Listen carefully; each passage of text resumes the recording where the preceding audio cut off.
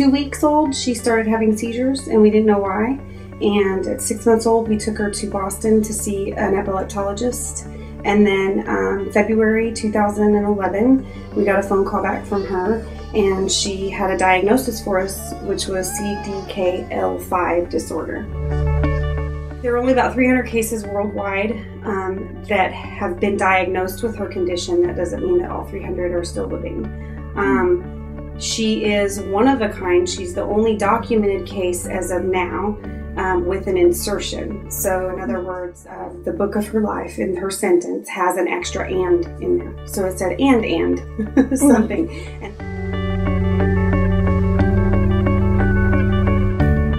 The biggest problem that we face is seizures. And then there's gastrointestinal issues, possible scoliosis, and severe developmental delay. It's okay. It's okay. It's okay. You hesitate to make such a diagnosis so early on with an infant because the treatment is so toxic for infantile spasms, so you don't want to be wrong. You know, there just really are not any medications that are going to stop the seizures for CDKL5 affected children. I went to see a local geneticist, and he is a very, very well known, very good geneticist, and he told us that Harper's, needs, his prescription for Harper was seizure control, which we were doing our best, and intense therapy. And so we said, okay, thank you very much, and we went home. We're like, okay, what's intense therapy? And one day, every time, no matter how I would put it in the system and Google search it, elect wellness came up, and so I remember that because I was like trying to see at what point they would not come up, no matter how you changed, yoga for children, children's yoga, pediatric yoga.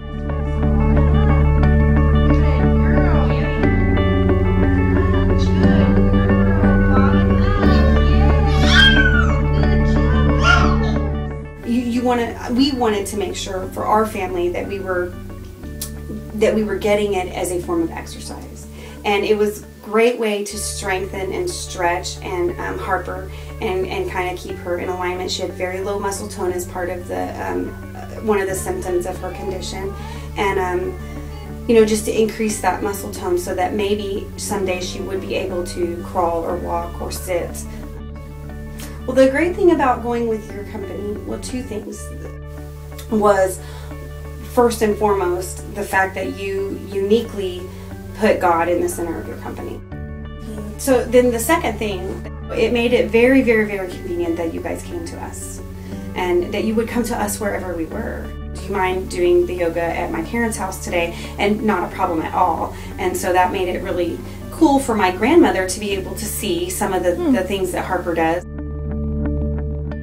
From the time Lily was 2 years old, she has had to watch her sister have seizures, and that's been difficult. And I think it's helped Lily as a form, for her muscles to stretch as she's growing, because she's a child and so she's growing, and I think that's very important for them to do. But also to learn with her emotions, to be able to calm her emotions and settle herself independently. I think it's helped her with that, and it's helped her learn how to play, quote-unquote play, with Harper, and how she can move Harper and not move Harper in a safe manner. And I think that's really helped, because Harper is not a doll and Harper is not a baby. She's fragile, but she's not fragile, if that makes sense. And so I think it's really helped Lily to learn to interact with Harper, because that's what Lily's waiting on. Oh, you're gonna have a sister and you gotta wait, the 9 months, and then it's here and you're like, but it doesn't do anything but cry. And the whole thing is you want it to be your playmate. And Harper can't be what Lily sees other siblings as playmates. That's not Lily and Harper's relationship. Do they have an excellent bond and relationship? Yes. And I think that having yoga as part of their lives has helped them to create and generate that stronger bond and ability to be playmates in a new way, a way that you don't see normally, that we wouldn't know how to teach.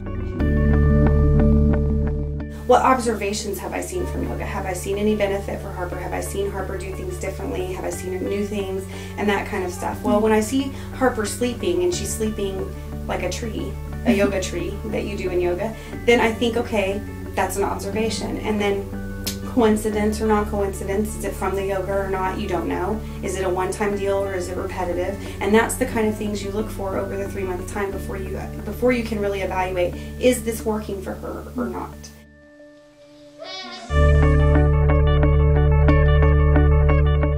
I would just suggest to any parent with special needs that you not be opposed to trying things that would possibly benefit the quality of life for your child. And through yoga, you may not get the PTOT kind of therapy, but you are getting a calming aspect, you know, and a form of exercise that kids with special needs who can't move themselves, like I can send Lily outside to run and play on the playground. I can't do that with Harper.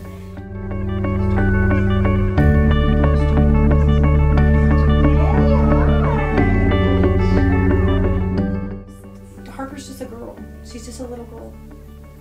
And I'm just her mom. Sorry, I got through the whole thing. It's okay. She's not special. But she's special. And so I think that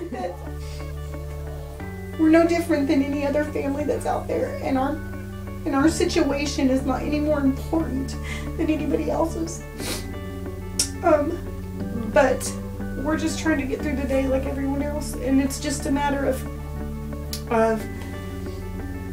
helping her. We're just trying to help her and Lily to be the best individuals that they can be and live the best quality of life that they can.